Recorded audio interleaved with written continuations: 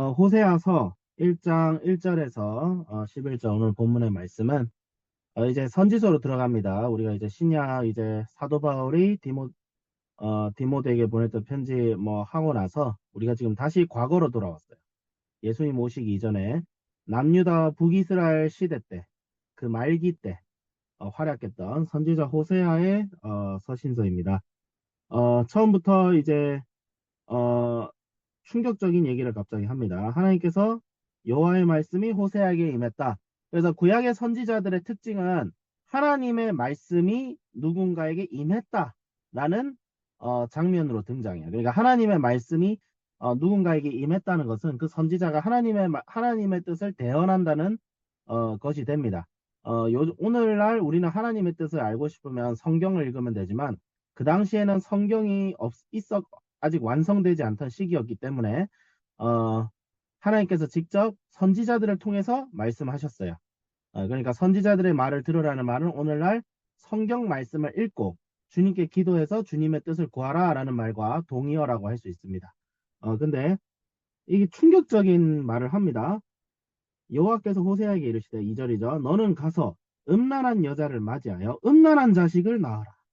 이 나라가 여호와를 떠나 크게 음란하며, 자, 음란함이라는 것이 세 번 등장합니다. 음란하다는 말이 세 번 등장합니다.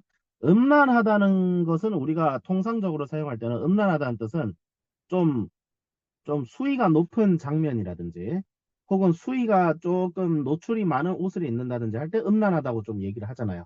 근데 성경에서 음란하다고 하는 얘기는 어, 어떤 때에 쓰이냐면 관계를 배신했을 때, 관계에 대한 배신에서 음란함이 나옵니다. 남녀 관계의 배신도 음란함이죠. 어? 마음을 뺏긴다든지 나는 남편이 있고 아내가 있는데 다른 이성이 끌려서 그 사람에게 마음을 더 주고 있을 때 그게 음란함이에요. 성경이 정의하는 음란함은 그런 겁니다. 근데 하나님께서는 이 백성이 음란하기 때문에 너는 가서 음란한 아내를 맞아서 음란한 자식을 낳아. 자식이 왜 음란해요? 자식은 자식이지. 무슨 죄라고.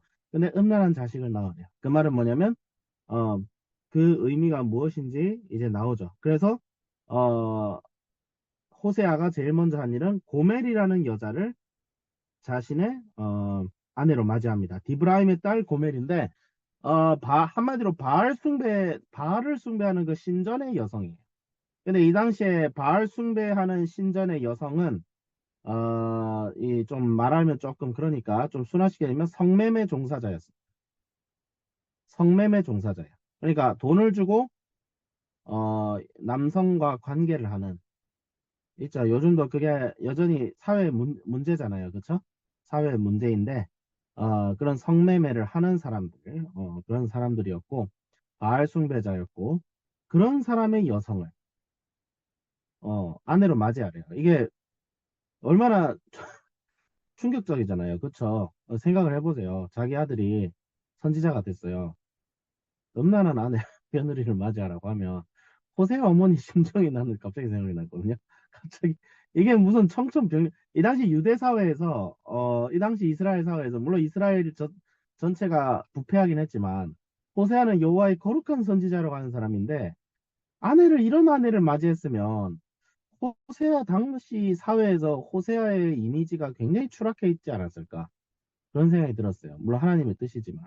근데 하나님께서 고멜을 통해서 무엇을 얘기하고 싶어 하냐면 호세아가 고멜을 맞이하면서 고멜이 세 번이나 바람을 핍니다. 나중에 성경을 보면 세 번이나 땀난 자 찾다가 돌아오다 땀난 자 찾다 돌아오다 그래요. 이걸 통해서 하나님께서 이스라엘 백성들에게 얘기하고 싶은 건 딱 하나예요. 호세아가 고멜 때문에 고멜을 향하여 느끼는 그 감정이 내가 너희들한테 느끼는 감정이에요. 지금 내가 너희들한테 느끼는 감정이 너희들이 만약에 아내가 있고 남편이 있다 치자. 맨날 바람 펴. 어. 내가 경제적으로 잘 먹여 살렸더니 맨날 바람 펴. 딴 남자 만나고 딴 여자 만나.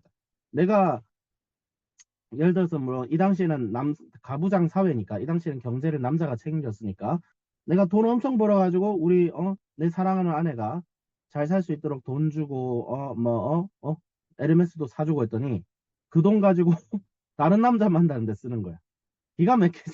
그러니까 혹은 뭐 요즘은 이제 여성들도 경제하니까 내가 남자친구를 사귀고 남편을 사귀었는데 내가 남편한테 돈 주고 용돈도 주고 어? 잘 살게 해줬더니 이 남편 내가 돈을 들고 딴 여자한테 찾아가가지고 막 가방 사줘. 개 패고 싶을 거 아니야. 지금 하나님이 그 심정이에요, 지금. 하나님이 지금 그 심정이에요, 지금. 어? 내가 가진 느낌의 10분의 1이라도 너희들이 생각해봐라. 하나님이 지금 이스라엘 백성들에게 선포하시는 거예요. 너희들이 얼마나 음란한지, 너희들이 얼마나 나를 배신했는지를 생각해봐. 그러면서 아들을 3명을 낳는데 아들 이름도 아주 그냥 참 희한하게 짓습니다. 첫 번째 아들의 이름은 이스라엘. 이스라엘이 어떤 장소냐면 어, 그 예후의 반란 사건 때 지금 이 당시 왕이 예후의 4대 한 3대 왕이거든요. 예후 왕의 한 손자인가 증손될 거예요. 근데 예후가 이세벨과 그 아합의 일가를 죽였던 곳이 바로 이스라엘이라는 지방입니다.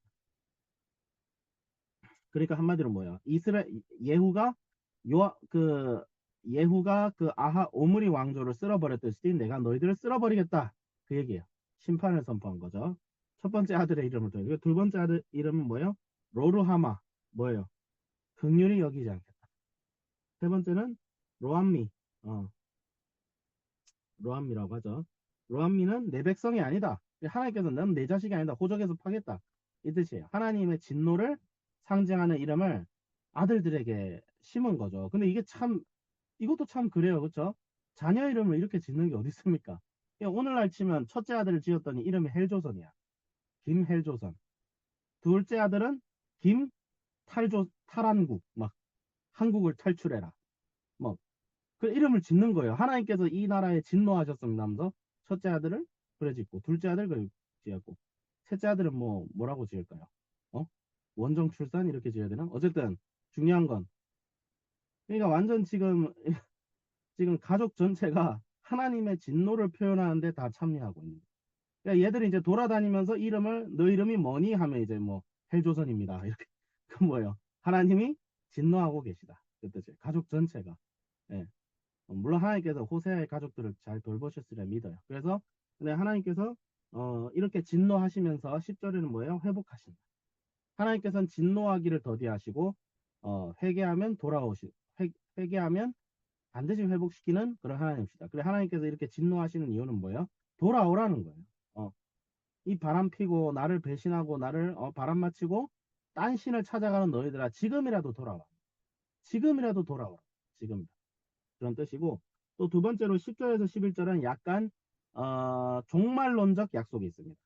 구약의 종말론은 예수님의 오심을 말합니다. 신약의 종말론은 뭐예요? 오늘 이 시대의 종말은 예수님의 다시 오심인데 구약 시대에는 종말이 예수님의 오심으로 성취가 돼요. 예, 예수님이 오셔서 어떻게 돼요? 나 살아계신 하나님의 아들들이 한 우두머리를 세우고 그 다음에 헤아릴 수 없이 많은 이스라엘 자손수가 나타난다고. 근데 여기에 이스라엘 자손수는 혈통적 이스라엘이 아니라 예수 그리스도의 통치 아래 있는 교회를 말합니다. 예수 그리스도의 통치하에 있는 교회가 곧 이스라엘이요 아브라함의 자손이다. 혈통적 유대인이 아니라 언약적 유대인이 바로 교회다. 그래서 이렇게 예수 그리스도의 메시아가 오실 것까지 간접적으로 나타내면서 1장이 이렇게 마무리가 지어지는데 오늘 우리에게는 중요한 건 뭐예요? 우상숭배. 우리 이 시대에도 동일합니다. 우상숭배. 바알은 오늘날 무엇을 얘기하냐면 배금주의를 상징합니다. 배금주의. 돈을 사랑하죠. 돈은 절대 사랑해서는 안 돼. 하나님께서 우리에게 복을 주셔서 우리를 풍성하게 하시는데 전에도 제가 얘기를 했을 거예요. 목사님도 비슷한 얘기를 하셨는데 하나님이 주시는 풍성함은 물론 돈을 많이 벌게 하시겠죠. 근데 물질적인 하나님이 주시는 풍성함을 돈으로 환산하는 순간 뭐가 되냐면 배금주의가. 예. 전에도 얘기했잖아요. 가족들끼리 삼겹살 파티 하는데 어떤 애는 갑자기 어떤 애는 거기 반얀트리에서 막 스테이크 썰던데 하면 뭐가 되는 거예요? 반얀트리에서 스테이크 썰던 애는 하나님의 축복을 풍성히 받는 거고 가족들끼리 오붓하게 삼겹살 파티 하던 건 뭐예요? 그냥 2, 3만 원짜리 싸구려 축복 덜 받은 자리가 돼버립니다. 이렇게 환산을 해버리면 안 된다는 거고 그 다음에 좀 하나님께 주시는 그 풍성함을 우리가 누려야 되는데 이 풍성함을 누리지 않고 이 세상의 탐욕과 욕심과 그런 얼룩진 것들을 우리의 소망의 목표로 삼아버리는 순간 어떻게 되냐면 우리가 하나님이 우리에게 주신 소망을 그 축복과 풍성함을 오히려 잃어버리게 됩니다. 돈을 사랑하는 것이 일만하게 뿌리다라는 말이 여기서 나옵니다. 하나님이 주신 것을 우리에게 공급하시는 하나님보다 하나님이 공급하신 것이 주인이 돼버리는 삶. 네. 그래서 그런 삶을 살아가지 않도록 하기 위해서는 우리가 다시 하나님께 집중하고 오늘 하루도 기도와 말씀 생활 열심히 저도 해야겠고 그 다음에 정말 눈에 보이는 것에 정말 남들과 비교하면 집착하지 말고 더 하나님을 그 포커스를 맞추고 그분만 섬기는 사람이 돼야겠다. 내 삶의 우선순위를 하나님께 고정시키는 삶을 살아야겠다라고 적용했습니다. 기도하겠습니다. 하나님 아버지 감사합니다. 우상 숭배하지 않게 해주시고 고멜을 통하여 그의 세 아들들을 통하여 주님께서 이스라엘에게 표하신 그 심정과 그럼에도 끝까지 자기 백성을 사랑하시는 주님의 사랑을 우리가 기억하며 정말 주님을 본받아 정말 주님을 생각하며 주님을 기억하며 오늘 하루 정말 주님이 1순위가 되는 삶을 살게 해주시옵소서. 감사는 우리 주 예수 그리스도 이름으로 기도드립니다. 아멘.